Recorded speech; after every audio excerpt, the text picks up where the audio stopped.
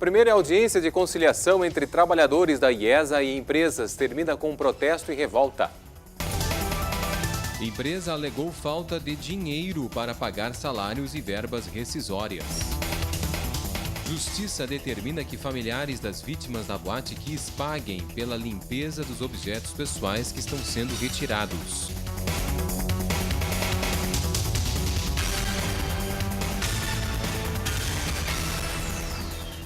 Boa tarde. A primeira audiência de conciliação no processo que envolve a dispensa de empregados da IESA Óleo e Gás de Charqueadas terminou sem acordo entre as partes na tarde desta quarta-feira. A audiência foi realizada na Vara do Trabalho de São Jerônimo. Participaram representantes da IESA, da Petrobras, do consórcio Tupi-BV e do Sindicato dos Metalúrgicos de Charqueadas.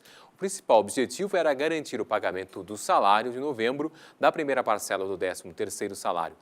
Caso a despedida em massa fosse acordada, a quitação das verbas rescisórias foi estimada em 17 milhões de reais. O impasse continua. Enquanto a IESA afirma não possuir recursos para pagar os funcionários, a Petrobras e o consórcio Tupi-BV alegam que não tem responsabilidade no caso. Esse trabalho, eu tenho convicção que não vai chancelar um calote dessas empresas, né? O impasse continua, é preciso destacar que os trabalhadores continuam em licença remunerada enquanto a situação do pagamento não se define, e foi exortado ao presidente do sindicato que mantenha a ordem, que mantenha os trabalhadores informados sobre o que está acontecendo para que a gente não fuja do processo legal e consiga, dentro dos limites legais, o pagamento de todas as verbas que eles têm direito. Do lado de fora da Justiça do Trabalho, os funcionários aguardavam com faixas e cartazes. O anúncio do resultado da reunião foi recebido com pesar e revolta. Os representantes das empresas saíram do local escoltados pela Brigada Militar. A proposta de entrega das carteiras de trabalho sem a promessa de pagamento da rescisão dos contratos foi recusada pelo Sindicato dos Metalúrgicos de Charqueadas. Os trabalhadores avaliam ocupar a IESA na sexta-feira, caso a audiência de quinta termine novamente sem acordo.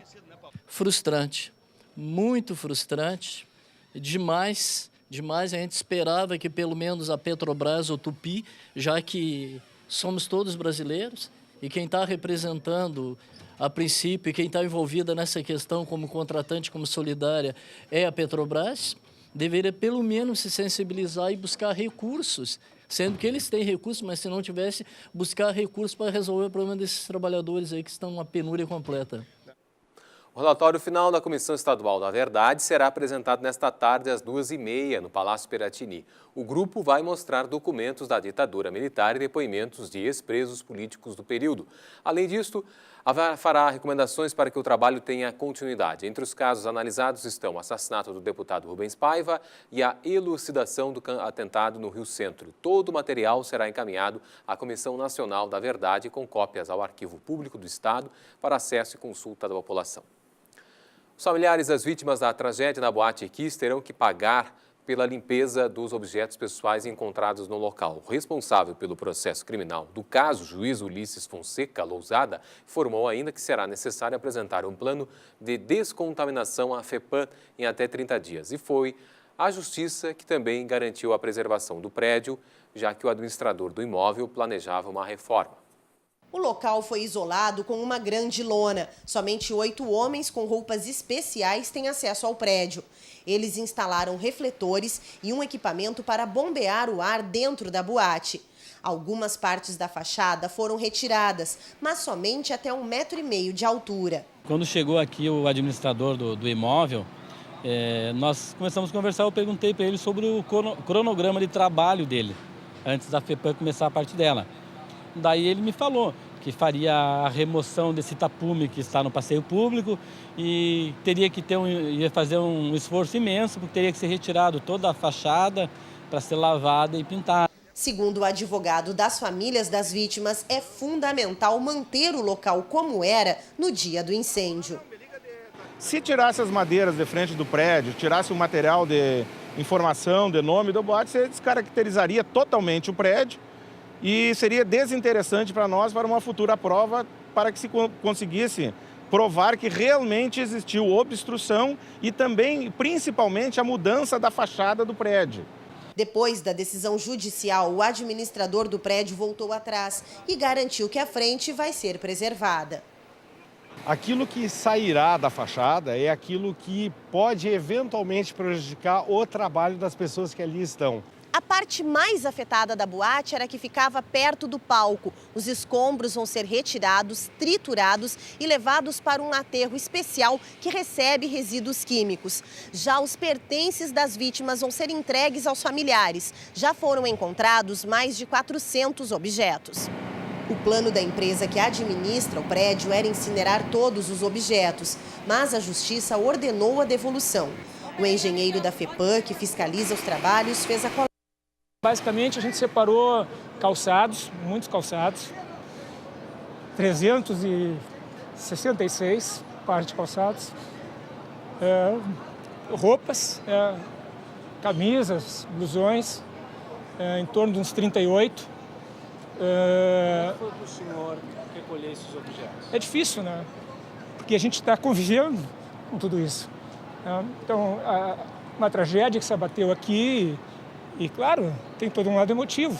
Para os pais, a entrega dos objetos é uma parte mais necessária. Marise, que perdeu o filho único, espera reencontrar a camisa que ele vestia no dia da tragédia.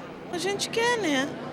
Eu, como tenho todas as roupas dele ainda guardadas, eu e meu marido, a gente sabe que tem que se desfazer, mas por enquanto a gente não conseguiu ainda. A Federação Nacional dos Trabalhadores em Aviação Civil e o Sindicato dos Aeronautas se mobilizam para que o governo sancione o projeto de lei aprovado no Congresso, assegurando crédito especial de R$ 248 milhões destinado ao pagamento de direitos dos ex-funcionários da Varig, como a verba do Fundo de Previdência Aeros nunca foi resposta. Os aposentados e pensionistas ficam somente com 8% do valor que deveriam receber. Não recebem o dinheiro os profissionais demitidos pela empresa que ainda estão ativos. E a grande procura nos cartórios eleitorais para justificar a ausência no primeiro turno das eleições. O prazo para regularizar a situação junto à Justiça Eleitoral termina hoje. Dona Loreci e seu Lauri estavam no exterior nas eleições. Acabaram de voltar de viagem e a justificativa do voto ficou mesmo para o último dia. Eu fiquei sabendo hoje de manhã. Quando eu disse para o esposo, vamos passar lá, ele é o último dia. Eu não sabia que era o último dia. É isso, quem não está em dia com a Justiça Eleitoral não pode fazer matrícula em escola pública, tirar passaporte, entre outras sanções. O prazo de hoje é para quem não votou no primeiro turno. A partir de amanhã é preciso pagar a multa de R$ 3,50. Para quem faltou no segundo turno, o prazo é 26 de dezembro. O eleitor deve levar os documentos pessoais e um comprovante para justificar a ausência. O registro também pode ser feito pela internet. O eleitor pode encaminhar sua justificativa diretamente pelo site do tribunal, vai direto para o juiz eleitoral e ele recebe um protocolo para ficar acompanhando pela própria internet o andamento do processo, ou seja, não necessita vir pessoalmente aqui. O número de acidentes de trânsito em Porto Alegre caiu a aproximadamente 18% entre janeiro e novembro deste ano. Porém, o índice de mortalidade subiu. Os dados fazem parte de um levantamento da EPTC e são referentes à comparação com o mesmo período do ano passado. A análise também apresentou novembro como o mês com uma educação mais expressiva nos acidentes de aproximadamente 28%. A empresa afirma que irá reforçar a fiscalização em dezembro. Hoje é dia de doação na Universidade Federal do Rio Grande do Sul para ajudar na restauração dos prédios históricos da instituição. A URGS também presta contas da maneira como foram aplicados os recursos recebidos de pessoas e empresas. Em 15 anos de projeto, 7 prédios dos 12 que compõem a primeira geração de edificações da Universidade Federal do Rio Grande do Sul foram restaurados. O próximo a ser entregue à comunidade, já em fase de conclusão, é o prédio da Escola de Engenharia. As obras têm sido viabilizadas com a captação de recursos, principalmente através dos benefícios da Lei Rouanet do Ministério da Cultura, com o abatimento do valor do imposto de renda devido. Qualquer pessoa física, pode vir doar, e ela pode abater até 6% do imposto devido ao valor da doação, E pessoas jurídicas até 4% em cima do valor do lucro real. As doações acontecem o ano todo, mas é em dezembro, no fechamento do exercício fiscal da próxima declaração de imposto de renda, que elas se intensificam. Por isso, a Secretaria do Patrimônio Histórico da Universidade organizou hoje o Dia das Doações na reitoria.